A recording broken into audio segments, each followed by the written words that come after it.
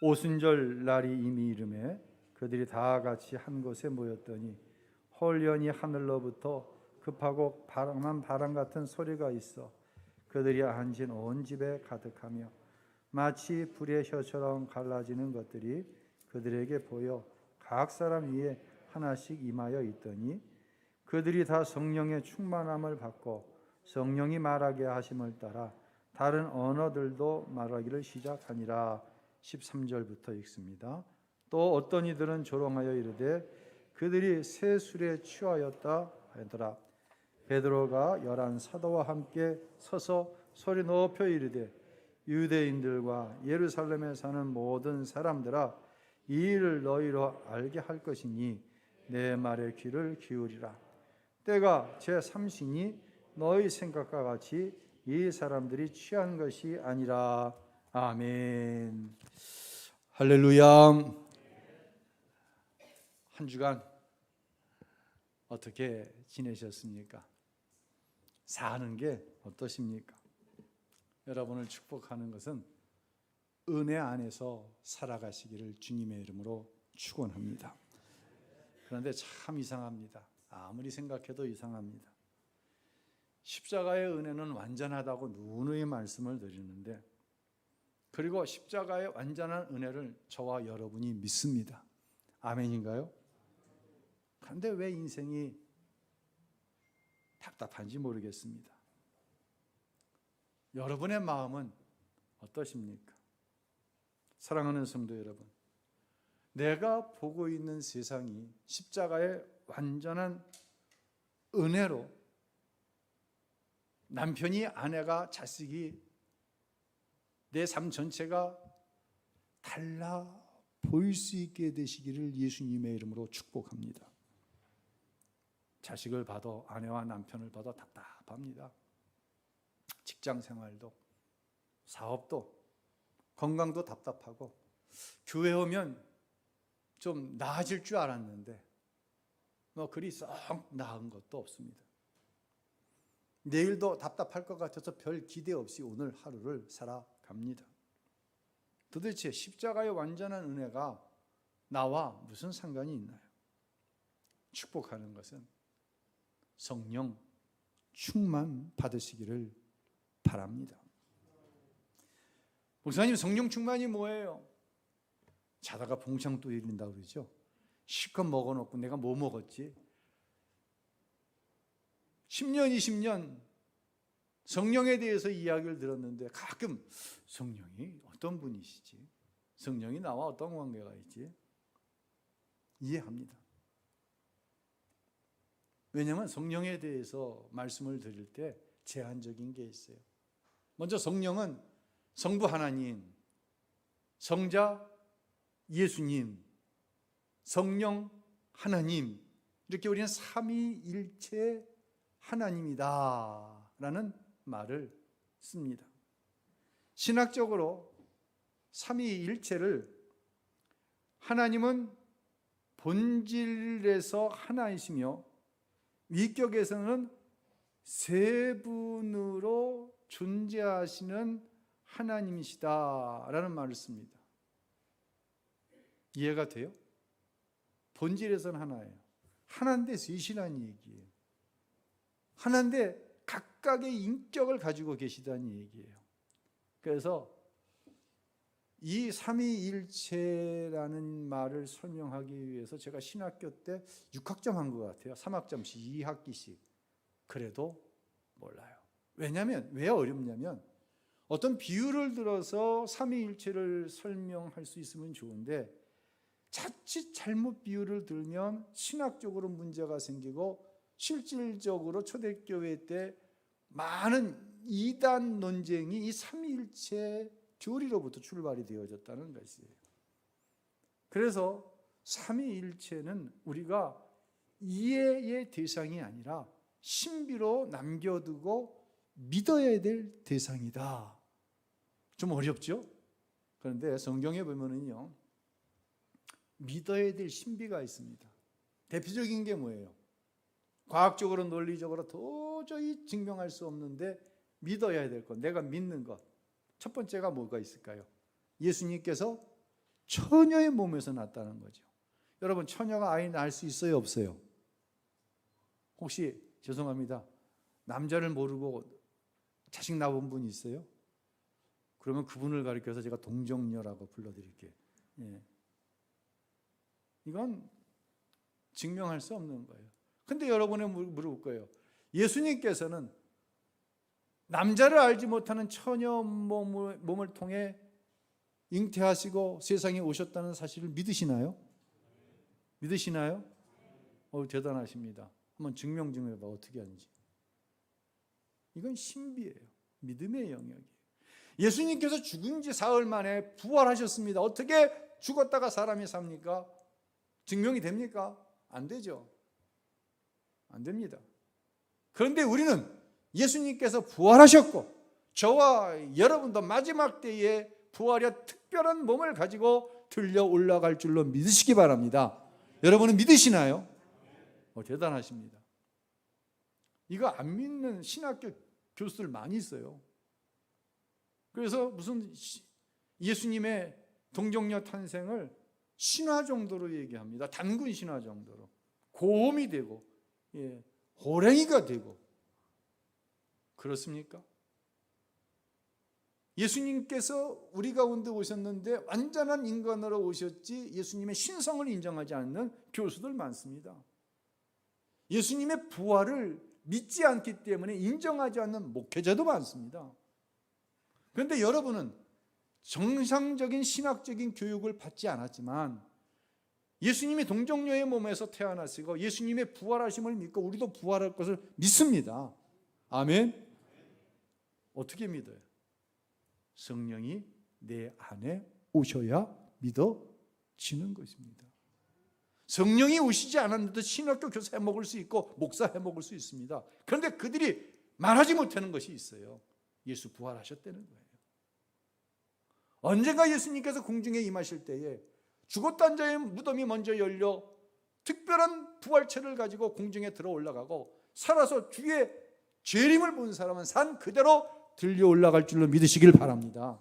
우린 신학교육을 받지 않았다고 할지라도 내 안에 성령께서 이것을 증거하시는 거예요. 할렐루야. 고린도전서 2장 12절에 이런 말씀을 합니다. 읽어보겠습니다. 우리는 세상의 영을 받지 않고 하나님께로부터 온 영을 받았습니다. 이것은 하나님께서 우리에게 주신 은혜의 선물을 깨달아 알게 하시려는 것입니다. 아멘. 성령이 오시면 지식적으로만 알던 것이 신앙의 고백이 됩니다. 성령이 오시면 예수를 바라보는 삶을 살게 됩니다. 노력해서 되는 게 아니에요. 성령이 오셔야, 내 안에 오시는 성령이 도우셔야 예수를 바라보는 삶을 사는 거예요. 다른 말로 예수님과 동행하는 삶이 삶의 가장 가단한 가치가 되어지는 것이죠. 성경에 기록된 사실들이 확실히 믿어집니다. 그게 믿어지니까 주일도 지키고, 그게 믿어지니까 헌신도 하고 사명도 감당하는 것이죠. 삶이 변화된다는 얘기예요. 예수를 믿는데 삶의 변화가 없으면 참 답답합니다. 내가 교회를 왜 나가나? 의의적인 결단을 예배 시간만 하는데 그때뿐입니다. 제자들이요 3년 반을 예수님과 함께 했어요. 여러분, 예수님을 한 번만 볼 수만 있었으면, 아니 예수님과 한 10분만 같이 있었으면, 이건 정말 틀림없이 믿을 것 같아. 여러분 그럴 것 같아요? 제자들은 3년 반 함께 했어요. 근데 변화되지 않았어요. 변화되지 않았어요. 예수를 본 지식이 나를 변화시킨다? 아니에요. 그래서 예수님께서 이제 부활하셨는데 제자들을 찾아오셨어요. 제자들은 두려움 가운데 숨어 있죠. 우리 어떻게 하면 좋으냐? 예수는 죽었고. 그 제자들을 향해서 예수님 이런 말씀하십니다. 요한복음 20장 22절 읽습니다. 이 말씀을 하시고 저희를 향하서 숨을 내쉬며 가라사대 성령을 받으라. 다른 얘기 안 하셨어요. 내가 너희보다 먼저 부활하여서 너희보다 먼저 갈릴리로 갈 것이라고 얘기했잖아. 야, 내가 죽은 자 가운데 사흘 만에 부활할 것이라고 얘기했잖아. 이런 얘기 안 했어. 얘기하면 뭐예요? 안 믿어지는데. 그러고는 그냥 기회 있을 때마다 싸움질하는 거예요. 지들끼리. 우리 중에 누가 큰 자냐고. 성령이 교회 안에 계시고 성령 받았는데 왜 교회에서 싸움이 일어나고 분란이 일어납니까?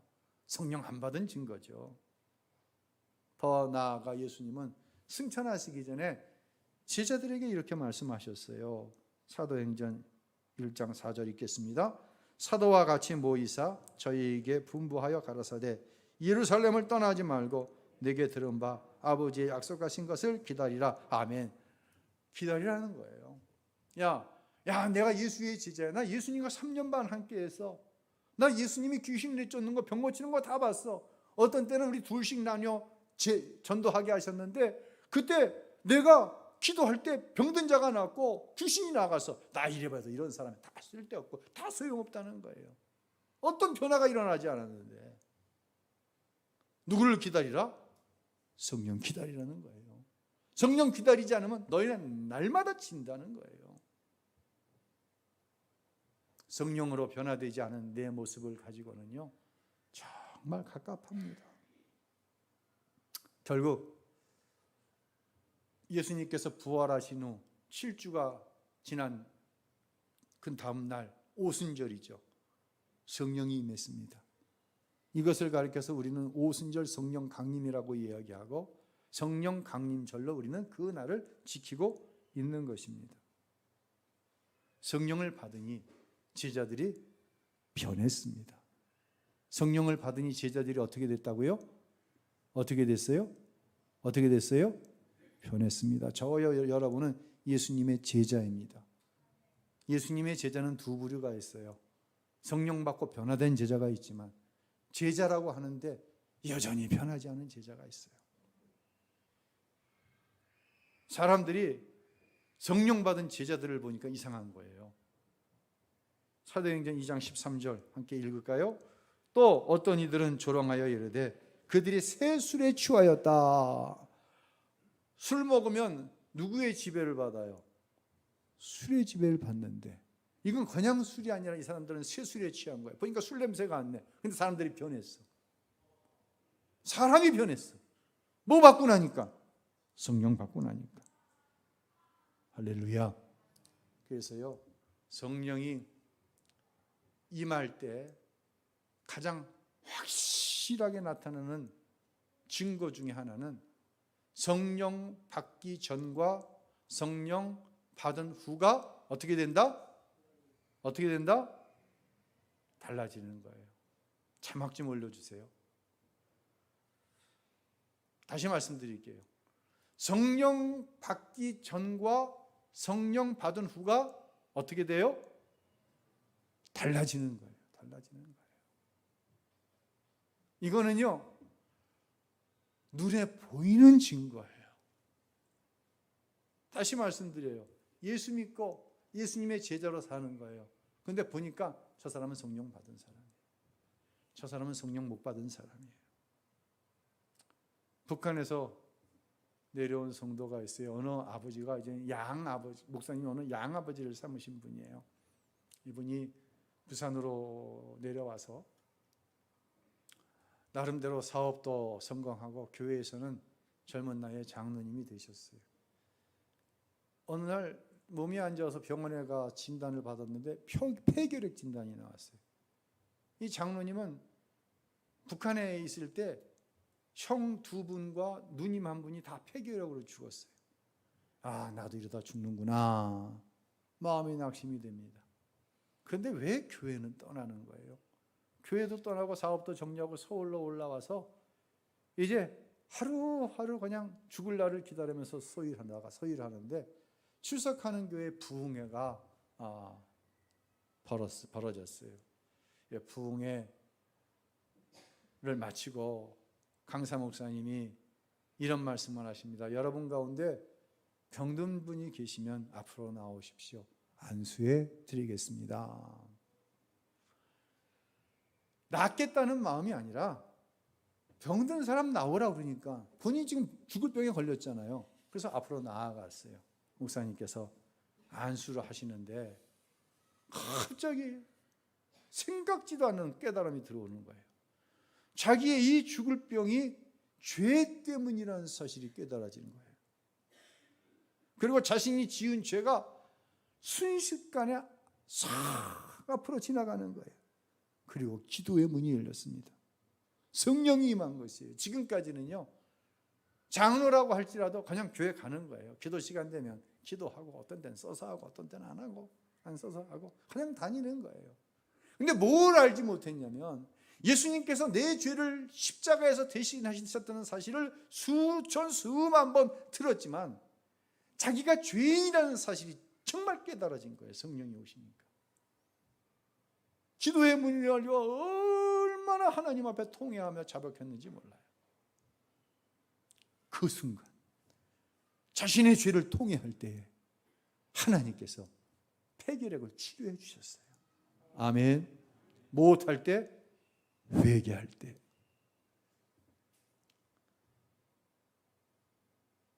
집회가 마쳐졌습니다. 먼저 어머니를 찾아갔어요. 그리고 어머니께 자기가 본 죄, 어머니를 이렇게 잘못한 것들을 다 용서를 구했습니다. 그리고 목사님을 찾아갔어요. 목사님, 저로 인해서 목회가 얼마나 힘드셨어요. 목회를 도우라고 장로를 세우셨는데 목사님 힘들게 한 거 회개합니다. 용서해 주세요. 성령을 받으니 자신에 관한 생각이 먼저 변화된 거예요. 자신이 죄인이라는 사실이 깨달아진 거예요. 그때 치유의 역사가 나타났어요. 사랑하는 성도 여러분, 성령이 임할 때 치유와 회복의 역사는 지금도 일어나고 있는 줄로 믿으시기를 바랍니다. 제가 언젠가 한번 저희 삼촌에 대한 간증을 한 적이 있어요. 제보다 어른인데 이런 이야기를 드리는 거 이해하고 들어주세요. 저희 작은 할아버지의 큰아들이죠. 저희 작은 할아버지는 전기업을 크게 하셨어요. 관급 공사들, 주로 시청이나 구청에서 발주하는 공사들을 하셔서 아주 부유하게 사셨어요. 이 삼촌은 작은 할아버지가 하시는 그 사업을 그대로 이어받아서 아주 부자로 살았어요. 예수님을 몰라요.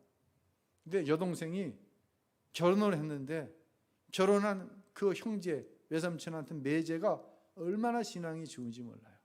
장로님이 되고 여동생은 권사님이 되셨어요. 저도 이제 명절 때 같은 데 뵈면 제가 어려서 교회 다니는 것에 대해서 얼마나 축복해 주시고 기도해 주셨는지 몰라요. 왜냐하면 예수를 아무도 안 믿는 가정에서 신앙생활 한다는 걸 그 삼촌의 여동생이 너무 잘하는 거예요.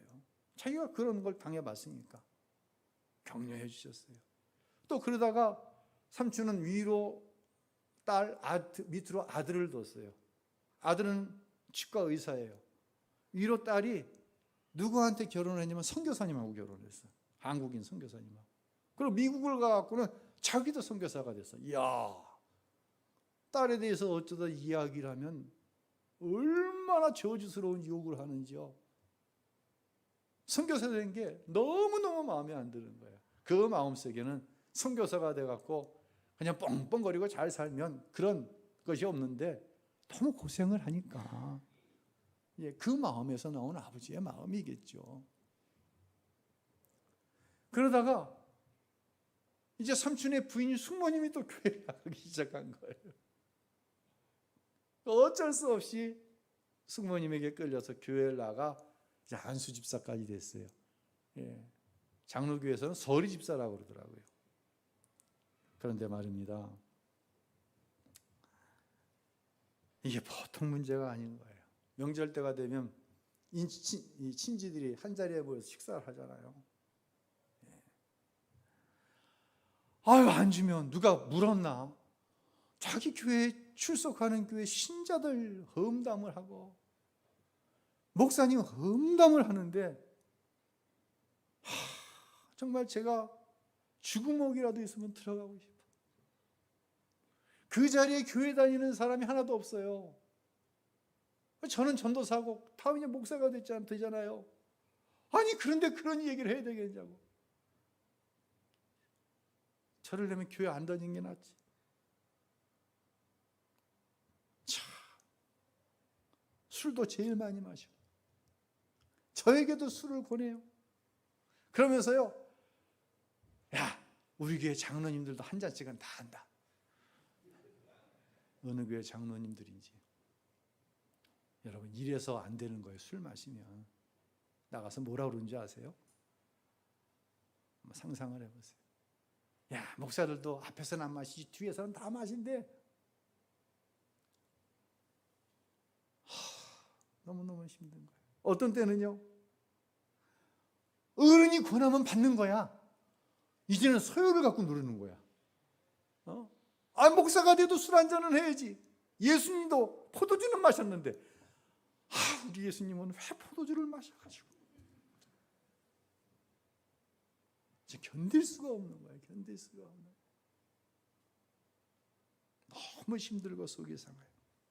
그런데 그런 삼촌에게 암이 찾아왔어요.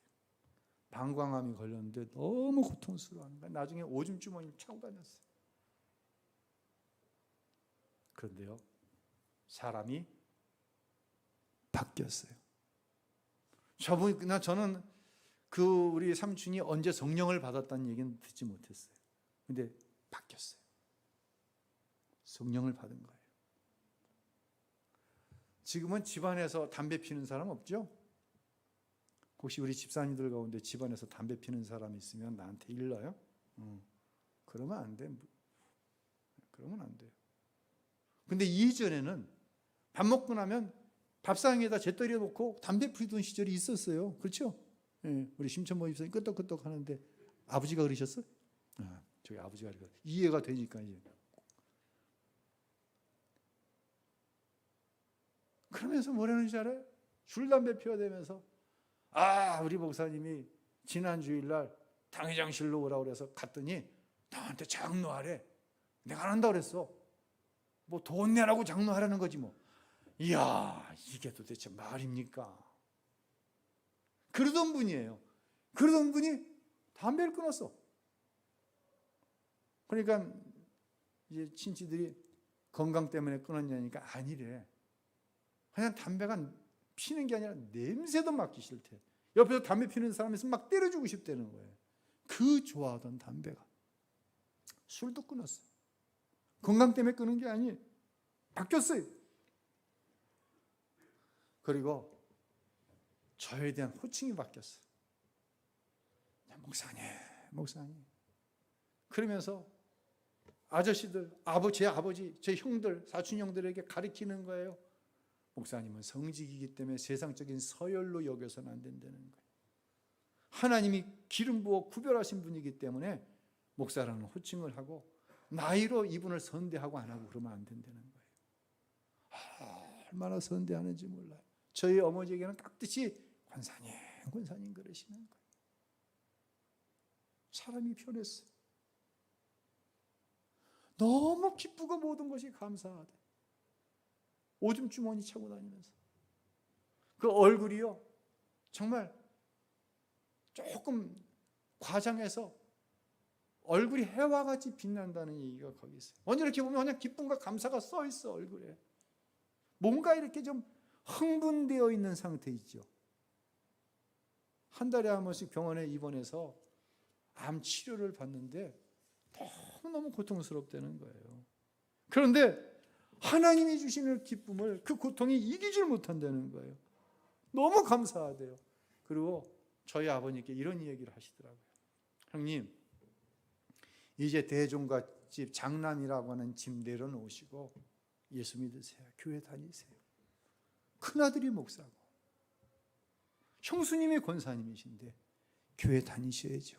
이 말이 그냥 툭 나간 말이 있고 평상시에 정말 저희 아버님을 위해서 기도하는 마음이 포함되어 있는 말이 있잖아요. 정말 애절하게 중보하며 기도하던 그 마음이 담겨져 있는 말로 아버지 예수 믿으라고, 형님 예수 믿으라고 권하시는 거예요. 이렇게 저희 삼촌은 임종을 맞이하셨어요. 제가 임종을 보지는 못했어요. 아주머니를, 숙모님을 집사람과 함께 찾아뵀어요. 아내와 함께 찾아뵀는데 이런 얘기를 하시더라고요. 마지막에 평안하게 하나님께 가셨다. 정말 그 얼굴에 평안함이 흘러넘쳤다.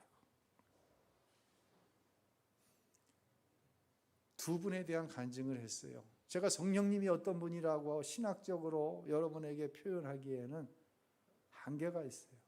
성령이 오시면 어떤 일이 일어나는가 다음 주 계속 말씀을 드릴 거예요. 사람이 변하는 거예요. 그런데 말입니다. 이런 말씀을 드리면 난 10년, 20년, 3년, 30년 다녔는데 예수를 믿고 주님이 십자가에서 이루신 일을 확실히 믿는데 내 안에 어떤 변화가 일어나는 것은 경험하지 못했어. 변하긴 변한 것 같은데 이것이 나이 먹으면서 변하고 신앙 연조 때문에 변한 것이 성령 때문에 변한 것 같지는 않아. 이런 분들이 많이 계세요. 낙심하지 마세요. 제가 한 공통점을 발견했어요. 폐결핵 때문에 고생하다가 성령 받아 고침받은 장로님 이야기했잖아요. 저희 삼촌은 서리 집사하다가 장로가 되셨어요, 나중에. 그런데 말입니다. 그런 모습을 여러분을 통해 보는 거예요. 장로, 권사, 안수 집사, 집사 되었어요. 찬양대요, 교사예요. 힘든 거예요.